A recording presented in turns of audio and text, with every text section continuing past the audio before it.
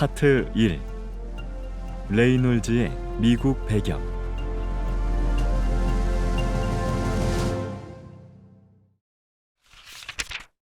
출생과 가족. 조선 후기인 1892년부터 일제 말기인 1937년까지 45년 동안 한국 선교사로 일한 윌리엄 레이놀즈 2세는 1867년 12월 11일 미국 버지니아의 노폭에서 태어났다. 아버지 레이놀즈 1세와 어머니 캐리 미베인 사이의 5남매 중 넷째였다. 면화회사 사장이었던 아버지는 노폭 제2교회 장로이면서 그 교회의 주일학교 교장이었다. 그는 노폭 출신 신학생들과 그리스 선교를 재정적으로 후원했다고 한다. 레이놀즈의 형제들은 후에 집사와 장로로 교회를 섬겼고 두 누이도 주일학교 교사로 교회 생활을 열심히 했다. 그의 가족은 유럽 여행을 다녀올 정도로 경제적으로 여유가 있었으며 자녀들을 좋은 사립학교에 보냈다. 당시 미국 남부의 전형적인 중산층 가정이라고 할 수 있다. 레이놀즈가 태어난 도시 노폭은 영국 최초의 북미 대륙 식민지인 버지니아의 경제 중심지였다.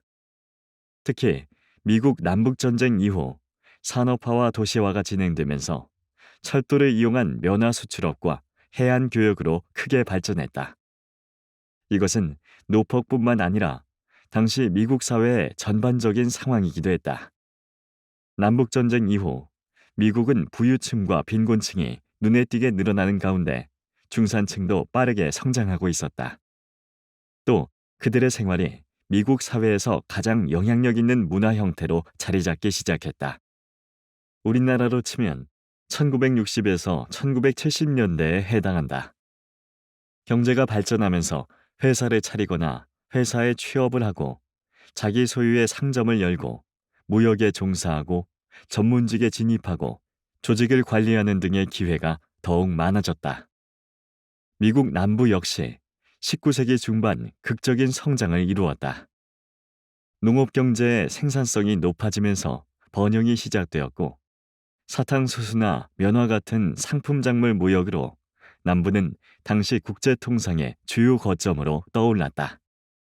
1850년대 이후 면화 경제의 호황으로 재산을 축적한 많은 소농민이 중산층으로 상승하면서 세련되고 우아한 귀족적인 생활 방식이 남부에 출현하게 되는데 레이놀즈의 가정이 딱 그런 모습이다. 레이놀즈는 남북 전쟁이 끝나고 북부군이 남부를 점령하던 시절에 태어났다.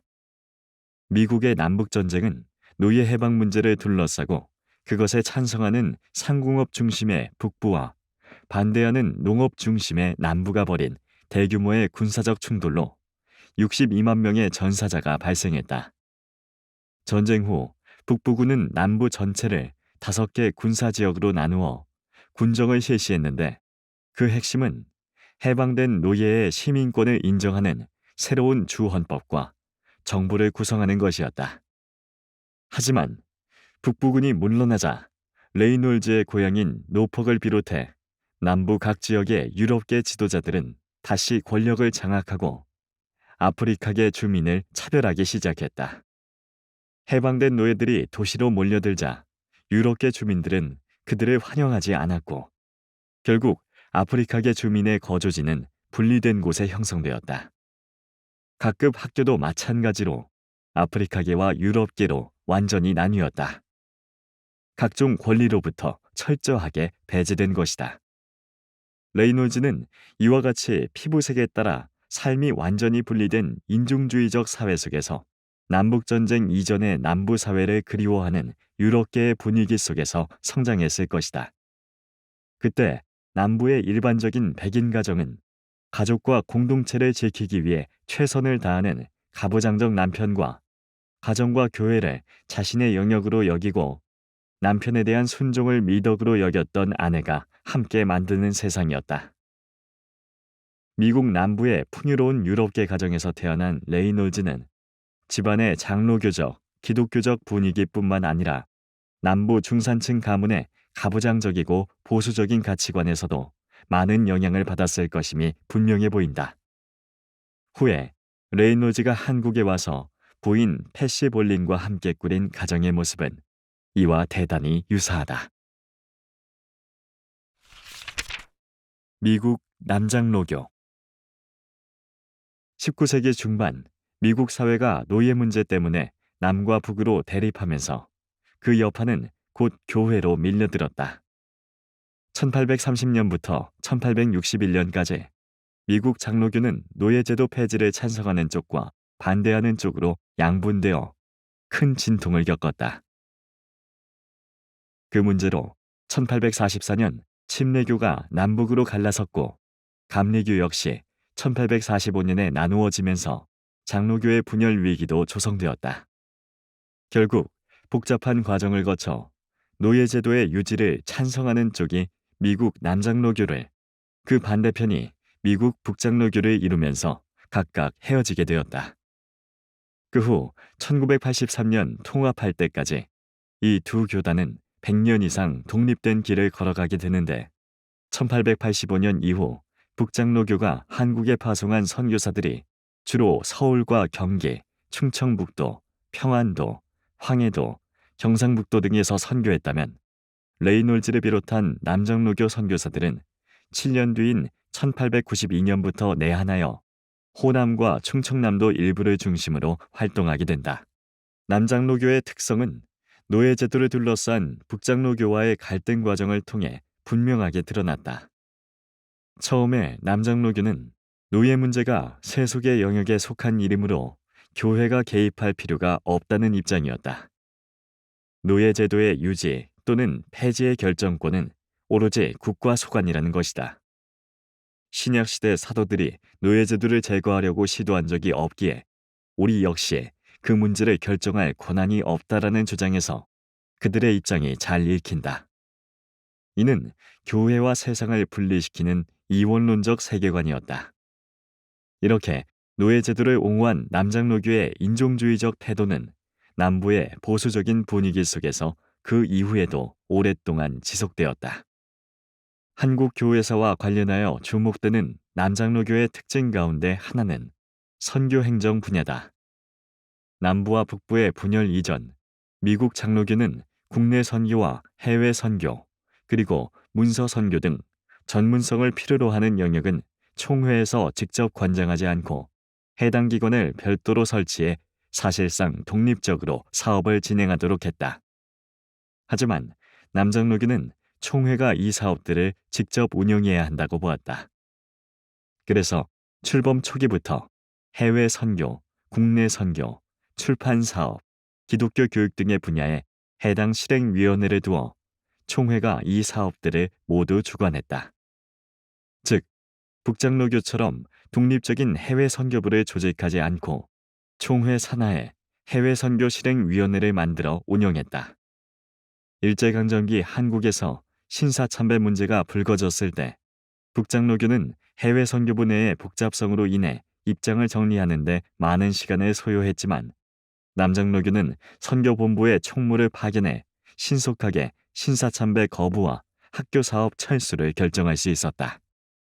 남장로교의 특성 가운데 또 다른 하나는 기독교 고등교육에 대한 적극적인 관심이었다. 남장로교는 정규교육을 받은 사람만 목사로 세운다는 식민지 시대 이래의 전통을 견지하고 있었기 때문에 신학교육을 대단히 중요하게 생각했다.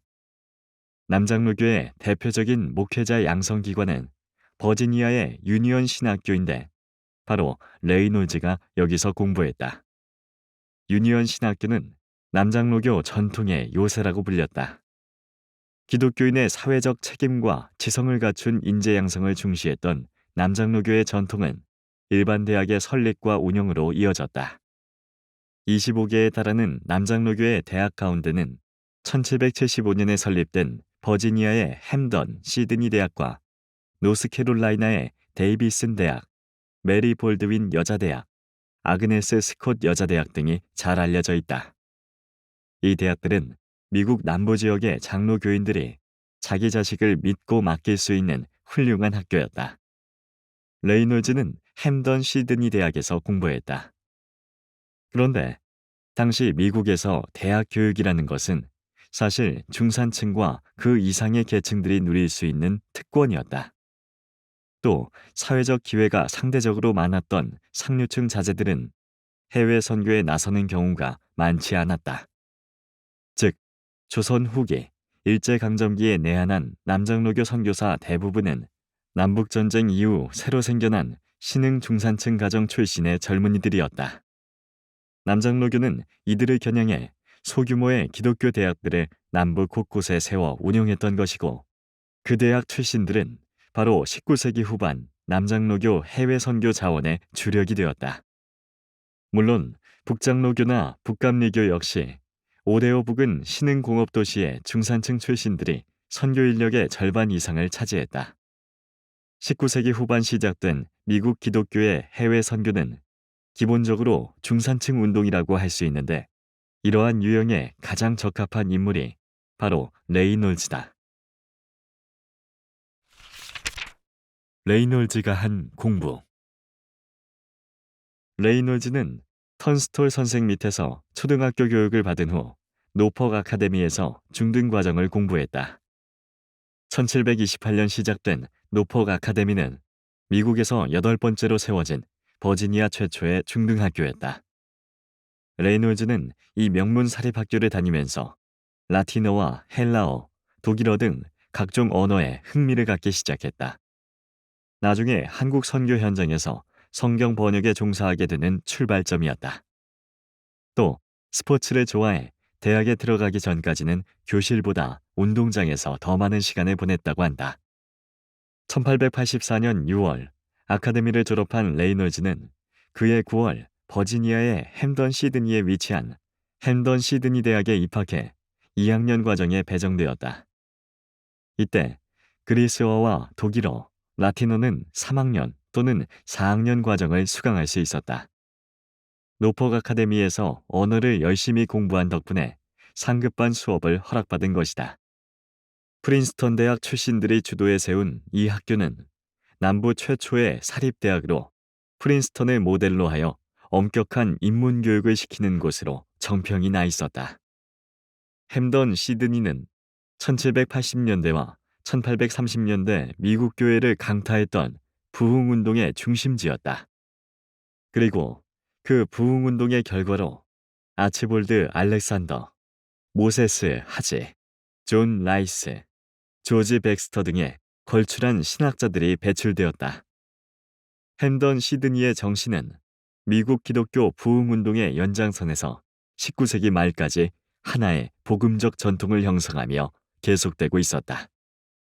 1887년 6월 햄던 시드니 대학을 3년 만에 졸업할 때 레이놀즈는 최우수상과 2개의 학위를 받았고, 졸업식에서 졸업생 대표로 라틴어로 인사말을 했다. 당시 4개의 언어를 구사할 수 있었다고 하는데, 성서 번역가로서 그의 진가는 이때 이미 잠재되어 있었던 것으로 보면 된다. 모교 햄던 시드니는 후에 한글 성서 번역의 공로를 인정하여 그에게 2개의 명예 박사 학위를 수여했다. 햄던 시드니 학창 시절 그 대학의 교내 신문은 레이놀즈를 4학년 운동선수로 묘사했다. 그가 스케이트와 테니스는 물론 야구부 투수와 풋볼팀 주장으로 활약했기 때문이다. 평양의 기나긴 겨울에는 스케이트로, 평양신학교와 숭실학교의 미식축구 경기에서 교수를 대표해 선수로 뛰었던 그의 스포츠에 대한 애정은 이렇게 유감없이 발휘되고 있었다. 레이놀즈는 성경을 읽으며 기도하는 가정에서 자라고 교회 주일학교에서 신앙훈련을 받았다. 그리고 장성에서는 다시 그 교회와 관계가 긴밀했던 기독교 대학의 경건한 분위기 속에서 교육을 받은 것이다. 100년 전 부흥운동을 통해 남부의 주민들에게 깊이 각인된 햄던 시드니 대학은 그 후 버지니아의 장로 교인들이 자신의 자식들을 주저하지 않고 보낼 수 있는 곳이었다. 특히 남북전쟁 이후 많은 대학이 산업자본주의의 영향을 받아 자신들의 종교적 전통을 잃어갔지만, 선교사의 대부분을 배출했던 소규모의 기독교 대학들은 19세기 말까지 아직 세속화 과정을 크게 겪지 않아 경건한 종교적 분위기가 유지되고 있었다. 이런 대학의 종교적 환경은 하나님 앞에서 자신의 믿음을 항상 돌이켜보도록 했다. 그리고 햄던 시드니 대학은 레이놀즈에게 자신의 탁월한 언어적 재능을 다시 한번 확인시키는 계기를 만들어 주었다. 또 미국 남부 주류 기독교인으로서의 정체성을 더욱 강화했다. 그의 대학 시절은 경건한 장로교 가정에서 자라난 유년기의 경험과 그 후 장로교 목사로서의 레이놀즈를 연결하는 중요한 단계였다. 당시 그는 공부를 계속해 고전 언어 분야의 대학 교수가 되기를 소망하면서 1887년 볼티모어의 존스 홉킨스 대학 대학원 박사과정에 고전어 라틴어, 그리스어, 산스크리트어 전공으로 입학했다. 이 대학은 미국에서 가장 먼저 독일식 세미나 제도를 도입해 연구 중심 대학의 시초가 되었고, 역시 미국에서 처음으로 현대적 고전어 전공을 시작했는데, 고전어 문학은 혁신적 대학원 과정의 핵심 전공 가운데 하나였다.